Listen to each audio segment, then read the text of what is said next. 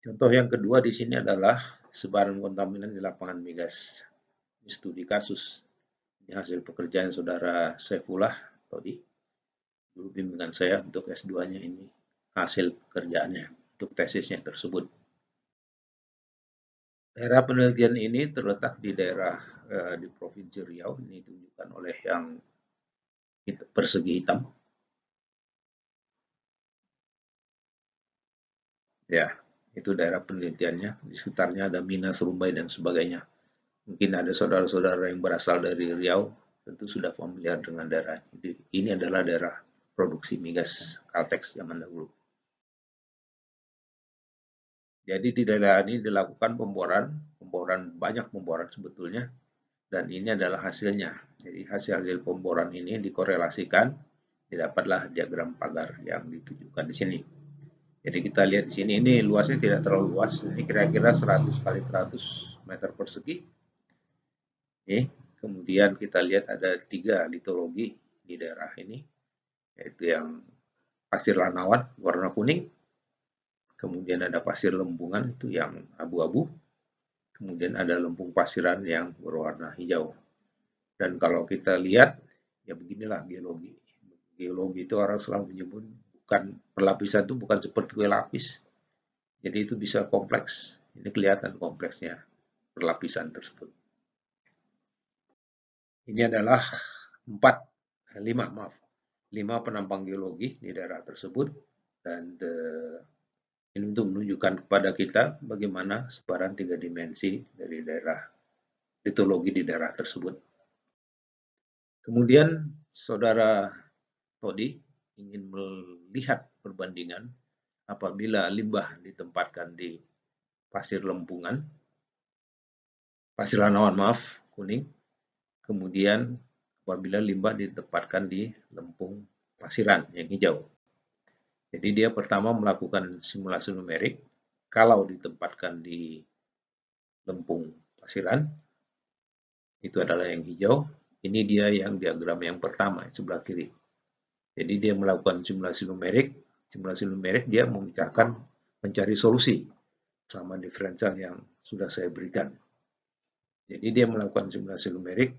Nah, kontaminan itu penyebarannya bagaimana dengan waktu dan ruang. Ingat, ya adalah fungsi ruang dan waktu. Yang pertama adalah sebarannya dalam 3 bulan di dalam lempung pasiran. Yang pertama 3 bulan, kemudian dia waktunya diperpanjang 6 bulan, kemudian diperpanjang lagi 1 tahun. Itulah sebarannya dalam lempung pasiran. Tapi kemudian dia melakukan simulasi lagi. Nah, bagaimana kalau ditaruh di pasir lanawan? Jadi pasir lanawan itu dia taruh limbah, kemudian dia lakukan simulasi dalam 3 bulan bagaimana. Dalam 3 bulan kita lihat sebarannya sudah seperti itu, jauh melebihi daripada yang lempung pasiran. Kemudian 6 bulan sama seperti satuan batuan yang sebelumnya. Setelah 6 bulan dia lakukan simulasi, kita lihat penyebarannya sudah jauh ke kanan. Kemudian juga waktunya diperpanjang lagi sampai 1 tahun, inilah sebarannya. Jadi intinya adalah saudara Todi ini, Saifullah, ingin menunjukkan bahwa pada lempung pasiran tidak akan secepat pada pasir lanawan. Contoh yang ketiga ditunjukkan di sini adalah distribusi CO2 setelah injeksi. Seperti saya sebutkan sebelumnya, ada persamaan diferensialnya, kemudian kita cari solusinya dengan simulasi numerik. Jadi di sini setelah dilakukan injeksi, CO2 itu bagaimana penyebaran? Dan ini dilakukan dalam 3 dimensi.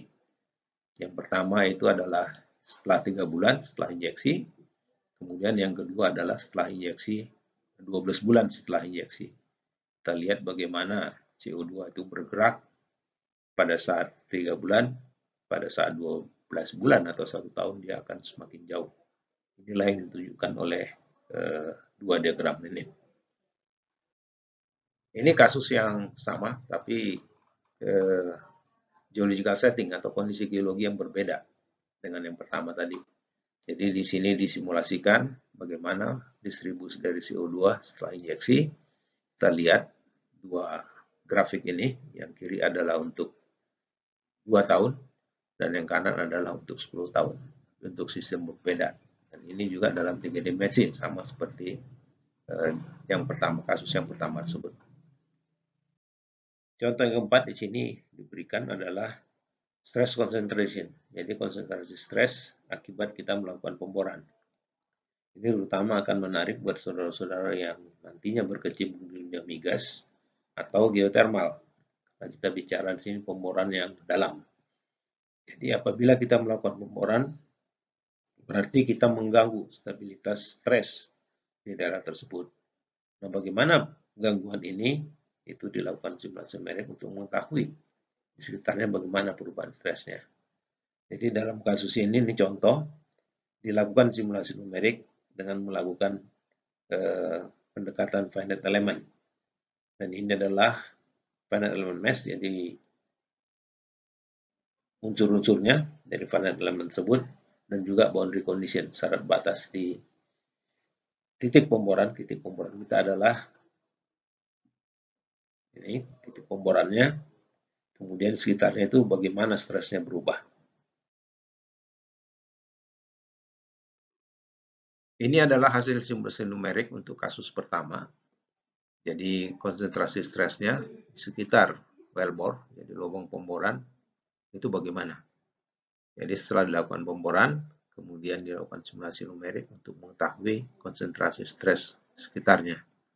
Ini adalah untuk kasus di mana SH max, itu maksudnya horizontal stress maksimum, adalah 2,3 kali SV. SV itu stress vertikal, vertical stress. Sedangkan SH min, horizontal stress minimumnya adalah 1,2 SV, vertical stress. Inilah sebaran dari stres, konsentrasi stres di sekitar daerah pemboran. Ini adalah konsentrasi stres akibat pemboran di sekitar pemboran tersebut.